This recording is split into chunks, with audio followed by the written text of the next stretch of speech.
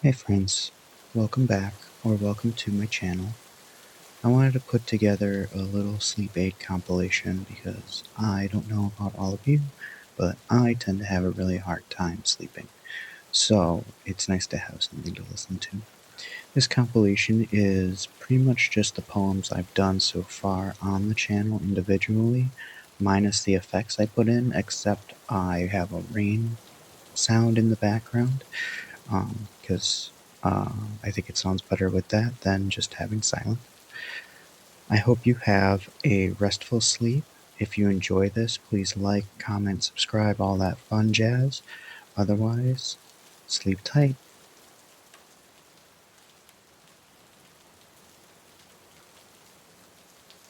The Village Blacksmith by Henry Wadsworth Longfellow. Under a spreading chestnut tree the village smithy stands. The smith, a mighty man is he, with large and sinewy hands, and the muscles of his brawny arms are strong as iron bands. His hair's crisp and black and long, his face is like the tan, his brow is wet with honest sweat, he earns whate'er he can, and looks the whole world in the face, for he owes not any man. Week in, week out, from morn till night, you can hear his bellows blow, you can hear him swing his heavy sledge with measured beat and slow, like a sexton ringing the village bell when the evening sun is low. And the children coming home from school look in at the open door, they love to see the flaming forge and hear the bellows roar, and catch the burning sparks that fly like chaff from a threshing floor. He goes on Sunday to the church, and sits among his boys. He hears the parson pray and preach, he hears his daughter's voice, singing in the village choir, and it makes his heart rejoice. It sounds to him like her mother's voice, singing in paradise.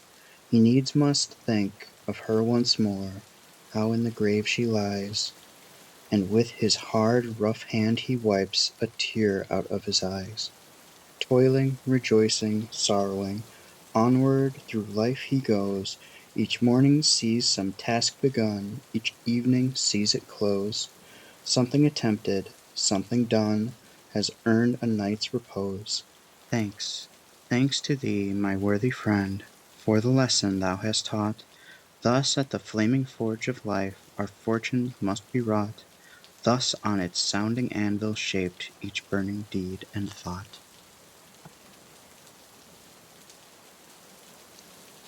The Pity of the Leaves by Edwin Arlington Robinson.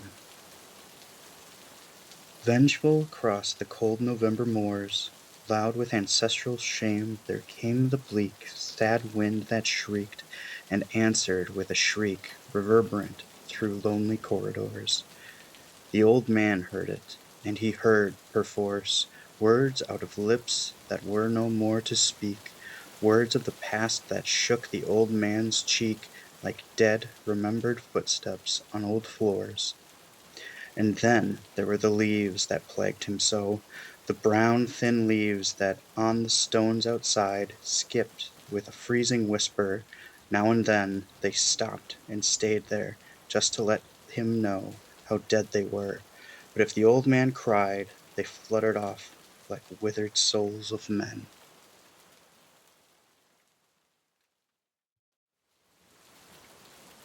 The Snowstorm by Ralph Waldo Emerson. Announced by all the trumpets of the sky, arrives the snow, and driving o'er the fields seems nowhere to alight. The whited air hides hills and woods, the river and heaven, and veils the farmhouse at the garden's end. The sled and travelers stopped, the courier's feet delayed, all friends shut out. The housemates sit around the radiant fireplace, enclosed in a tumultuous privacy of storm. Come see the north wind's masonry, out of an unseen quarry evermore furnished with tile, the fierce artificer curves his white bastions with projected roof round every windward stake or tree or door, speeding the myriad-handed his wild work so fanciful, so savage, Naught cares he for number or proportion. Mockingly on coop or kennel he hangs Parian wreaths, a swan-like form invests the hidden thorn, fills up the farmer's lane from wall to wall, maugre the farmer sighs, and at the gate a tapering turret overtops the work, and when his hours are numbered, and the world is all his own, retiring, as he were not, leaves, when the sun appears, astonished art to mimic in slow structures, stone by stone, built in an age, the mad wind's night work, the frolic architecture of the snow.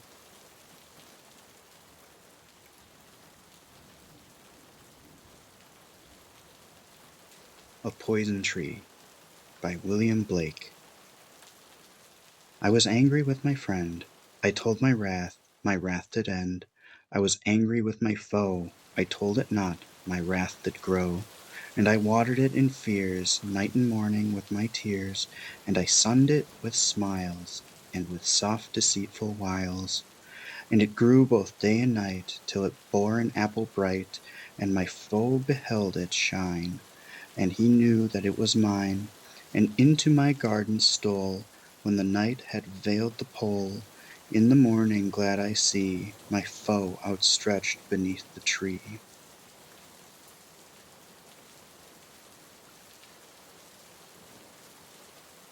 A Dream Within a Dream by Edgar Allan Poe. Take this kiss upon the brow, and in parting from you now, thus much let me avow, you are not wrong, who deem that my days have been a dream. Yet if hope has flown away, in a night or in a day, in a vision or in none, is it therefore the less gone? All that we see or seem is but a dream within a dream. I stand amid the roar of a surf-tormented shore, and I hold within my hand grains of the golden sand. How few, yet how they creep through my fingers to the deep, while I weep, while I weep. O God, can I not grasp them with a tighter clasp? O God, can I not save one from this pitiless wave? Is all that we see or seem but a dream within a dream?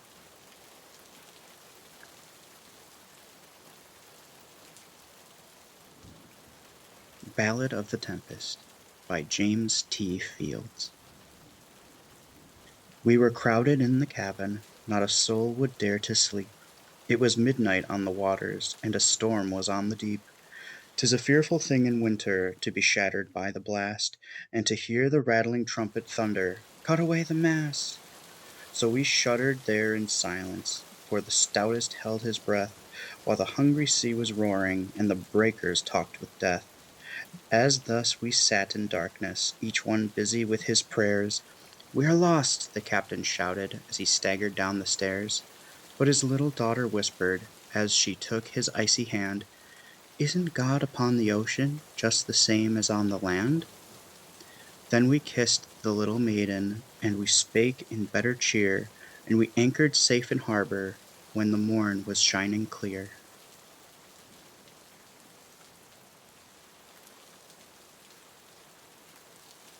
Music I Heard by Conrad Aiken.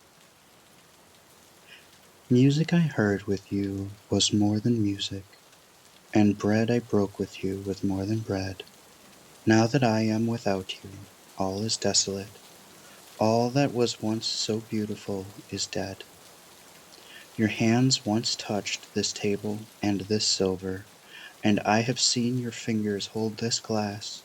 These things do not remember you, beloved, and yet your touch upon them will not pass. For it was in my heart you moved among them, and blessed them with your hands and with your eyes, and in my heart they will remember always. They knew you once, O beautiful and wise.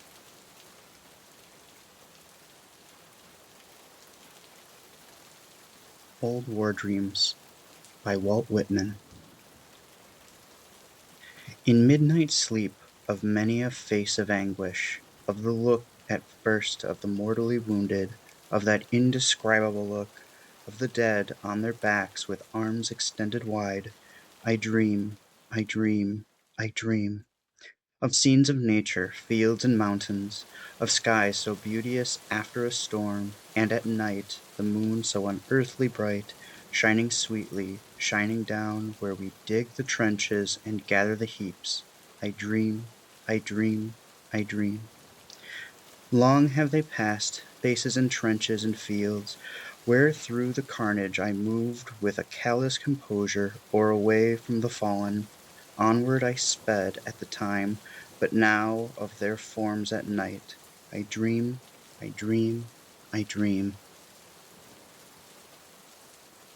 Paul Revere's Ride by Henry Wadsworth Longfellow. Listen, my children, and you shall hear of the midnight ride of Paul Revere.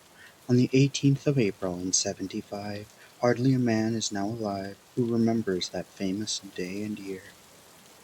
He said to his friend, "If the British march by land or sea from the town tonight, hang a lantern aloft in the belfry arch of the North Church tower as a signal, one if by land, and two if by sea. And I on the opposite shore will be, ready to ride and spread the alarm through every Middlesex village and farm, for the country folk to be up and to arm." Then he said good night, and with the muffled oar silently rowed to the Charleston shore, just as the moon rose over the bay, where swinging wide at her moorings lay the Somerset, British man of war, a phantom ship, with each mast and spar across the moon like a prison bar, and a huge black hulk that was magnified by its own reflection in the tide. Meanwhile his friend through alley and street wanders and watches with eager ears, till in the silence around him he hears the muster of men at the barrack door, the sound of arms and the tramp of feet, and the measured tread of the grenadiers marching down to their boats on the shore. Then he climbed the tower of the old North Church, by the wooden stairs with stealthy tread, to the belfry chamber overhead, and startled the pigeons from their perch on the sombre rafters that round him made masses and moving shapes of shade, by the trembling ladder, steep and tall, to the highest window in the wall, where he paused to listen and look down a moment on the roofs over the town, and the moonlight glowing over all. Beneath, in the churchyard, lay the dead, in their night encampment on the hill, wrapped in silence so deep and still that he could hear, like a sentinel's tread, the watchful night wind as it went, creeping along from tent to tent, and seeming to whisper, "All is well." A moment only he feels the spell of the place and the hour, and the secret dread of the lonely belfry and the dead, for suddenly all his thoughts are bent on a shadowy something far away, where the river widens to meet the bay, a line of black that bends and floats on the rising tide like a bridge of boats. Meanwhile, impatient to mount and ride, booted and spurred with a heavy stride, on the opposite shore walked Paul Revere. Now he patted his horse's side, now gazed at the landscape far and near, then, impetuous, stamped the earth, and turned and tightened his saddle girth, but mostly he watched with eager search the belfry tower of the old North Church, as it rose above the graves on the hill, lonely and spectral and sombre and still, and lo! as he looks on the belfry's height, a glimmer, and then a gleam of light. He springs to the saddle, the bridle he turns, but lingers and gazes till full on his sight a second lamp in the belfry burns. A hurry of hoofs in a village street, a shape in the moonlight, a bulk in the dark, and beneath from the pebbles in passing a spark, struck out by a steed flying fearless and fleet. That was all, and yet through the gloom and the light the fate of a nation was riding that night, and the spark struck out by that steed in his flight kindled the land into flame with its heat. He has left the village and mounted the steep, and beneath him, tranquil and broad and deep, is the Mystic, meeting the ocean tides, and under the alders that skirt its edge, now soft on the sand, now loud on the ledge, is heard the tramp of his steed as he rides. It was 12 by the village clock when he crossed the bridge into Medford town. He heard the crowing of the cock, and the barking of the farmer's dog, and felt the damp of the river fog that rises after the sun goes down. It was 1 by the village clock when he galloped into Lexington. He saw the gilded weathercock swim in the moonlight as he passed, and the meeting house windows, blank and bare, gaze at him with a spectral glare, as if they already stood aghast at the bloody work they would look upon. It was 2 by the village clock when he came to the bridge in Concord town. He heard the bleating of the flock and the twitter of birds among the trees, and felt the breath of the morning breeze blowing over the meadows brown.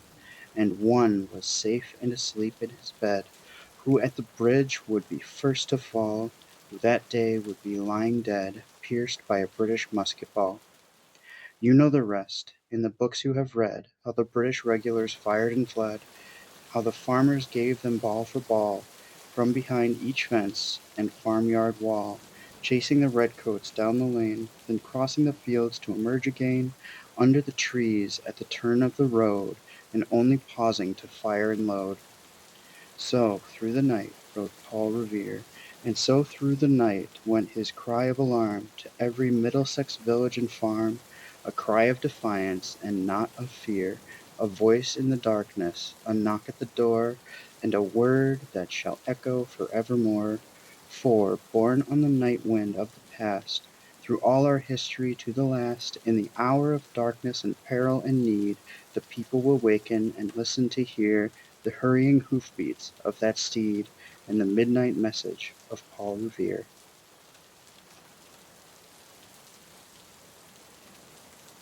The Charge of the Light Brigade by Alfred Lord Tennyson.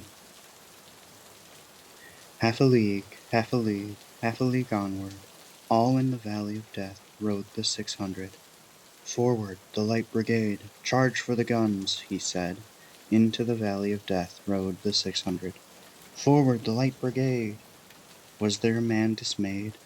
Not though the soldier knew someone had blundered. Theirs not to make reply, theirs not to reason why, theirs but to do and die. Into the valley of death rode the 600.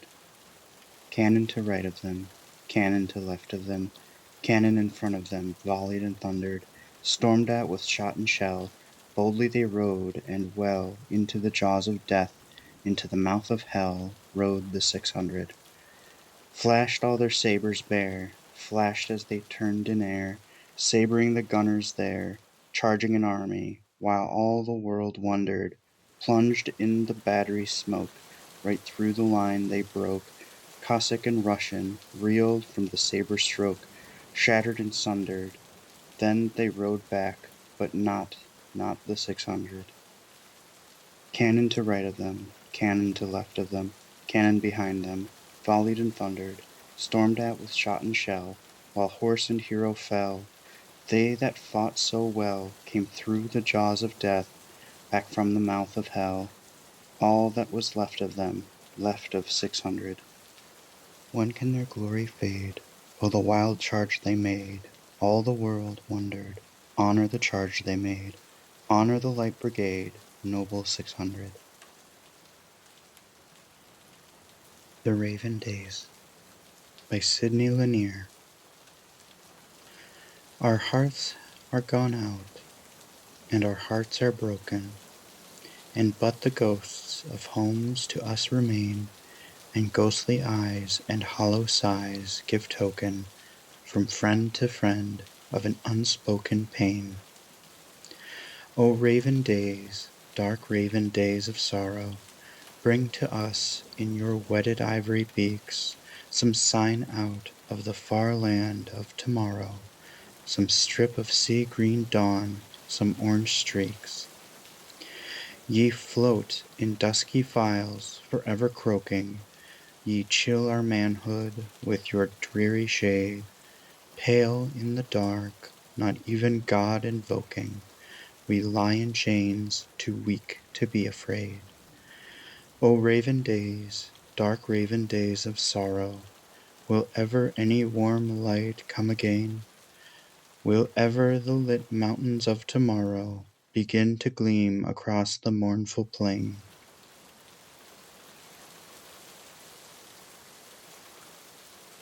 Goodbye, Proud World, by Ralph Waldo Emerson. Goodbye, proud world, I'm going home. Thou art not my friend, and I'm not thine. Long through thy weary crowds I roam, a river arc on the ocean brine. Long I've been tossed like the driven foam, but now, proud world, I'm going home. Goodbye to flattery's fawning face, to grandeur with his wise grimace, to upstart wealth's averted eye, to supple office, low and high, to crowded halls, to court and street, to frozen hearts and hasting feet, to those who go and those who come. Goodbye, proud world, I'm going home. I am going to mine own hearthstone, bosomed in yon green hills alone, a secret nook in a pleasant land, whose groves the frolic fairies planned, where the arches green the livelong day echo the blackbird's roundelay, and vulgar feet have never trod a spot that is sacred to thought and God. Oh, when I am safe in my sylvan home, I tread on the pride of Greece and Rome. And when I am stretched beneath the pines, where the evening star so wholly shines, I laugh at the lore and the pride of man, at the sophist schools and the learned clan. For what are they all in their high conceit, where man in the bush with God may meet? Fredericksburg, by Thomas Bailey Aldrich. The increasing moonlight drifts across my bed, and on the churchyard by the road I know it falls as white and noiselessly as snow. 'Twas such a night to weary summers fled, the stars as now were waning overhead. Listen! Again the shrill-lipped bugles blow, where the swift currents of the river flow past Fredericksburg. Far off the heavens are red with sudden conflagration on yon height. Linstock in hand, the gunners hold their breath. A signal rocket pierces the dense night, flings its spent stars upon the town beneath. Hark! The artillery massing on the right. Hark! The black squadrons wheeling down to death. Annabel Lee, by Edgar Allan Poe. It was many and many a year ago, in a kingdom by the sea, that a maiden there lived whom you may know by the name of Annabel Lee. And this maiden she lived with no other thought than to love and be loved by me.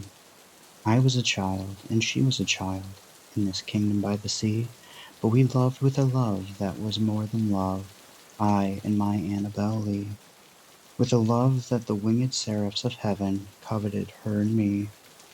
And this was the reason that, long ago, in this kingdom by the sea, a wind blew out of a cloud, chilling my beautiful Annabel Lee, so that her high-born kinsman came and bore her away from me, to shut her up in a sepulchre in this kingdom by the sea. The angels, not half so happy in heaven, went envying her and me. Yes, that was the reason, as all men know, in this kingdom by the sea, that the wind came out of the cloud by night, chilling and killing my Annabel Lee. But our love, it was stronger by far than the love of those who were older than we, of many far wiser than we, and neither the angels in heaven above nor the demons down under the sea can ever dissever my soul from the soul of the beautiful Annabel Lee. For the moon never beams without bringing me dreams of the beautiful Annabel Lee, and the stars never rise but I feel the bright eyes of the beautiful Annabel Lee. And so all the night tide I lie down by the side of my darling, my life and my bride, in her sepulchre there by the sea, in her tomb by the sounding sea. Memorials, by Emily Dickinson. Death sets a thing significant, the eye had hurried by, except a perished creature entreat us tenderly. To ponder little workmanships in crayon or in wool, with this was last her fingers did, industrious until the thimble weighed too heavy, the stitches stopped themselves, and then 't was put among the dust upon the closet shelves. A book I have, a friend gave, whose pencil here and there had notched the place that pleased him, at rest his fingers are. Now, when I read not, for interrupting tears obliterate the etchings, too costly for repairs. The Latter Rain by Jones Very. The latter rain, it falls in anxious haste Upon the sun-dried fields and branches bare, Loosening with searching drops the rigid waste, As if it would each root's lost strength repair. But not a blade grows green as in the spring, No swelling twig puts forth its thickening leaves. The robins only 'mid the harvest sing, Pecking the grain that scatters from the sheaves. The rain falls still, the fruit all ripened drops, it pierces chestnut burr and walnut shell. The furrowed fields disclose the yellow crops, each bursting pod of talents used can tell, and all that once received the early rain declare to man it was not sent in vain. What the Winds Bring by Edmund Clarence Stedman. Which is the wind that brings the cold? The north wind, Freddie, and all the snow, and the sheep will scamper into the fold when the north begins to blow. Which is the wind that brings the heat? The south wind, Katy, and corn will grow, and peaches redden for you to eat when the south begins to blow. Which is the wind that brings the rain? The east wind, Artie, and the farmers know that cows come shivering up the lane when the east begins to blow. Which is the wind that brings the flowers? The west wind, Bessie, and soft and low the birdies sing in the summer hours when the west begins to blow. Richard Cory by Edwin Arlington Robinson. Whenever Richard Cory went downtown, we people on the pavement looked at him. He was a gentleman from sole to crown, clean-favored and imperially slim. And he was always quietly arrayed, and he was always human when he talked, but still he fluttered pulses when he said, "Good morning," and he glittered when he walked. And he was rich, yes, richer than a king, and admirably schooled in every grace. In fine, we thought that he was everything, to make us wish that we were in his place. So on we worked, and waited for the light, and went without the meat, and cursed the bread, and Richard Cory, one calm summer night, went home and put a bullet through his head.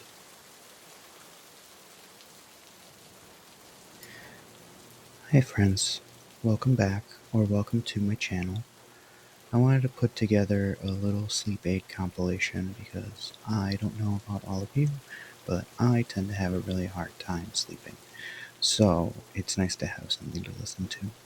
This compilation is pretty much just the poems I've done so far on the channel individually, minus the effects I put in, except I have a rain sound in the background, because I think it sounds better with that than just having silence.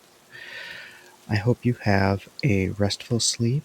If you enjoy this, please like, comment, subscribe, all that fun jazz. Otherwise, sleep tight.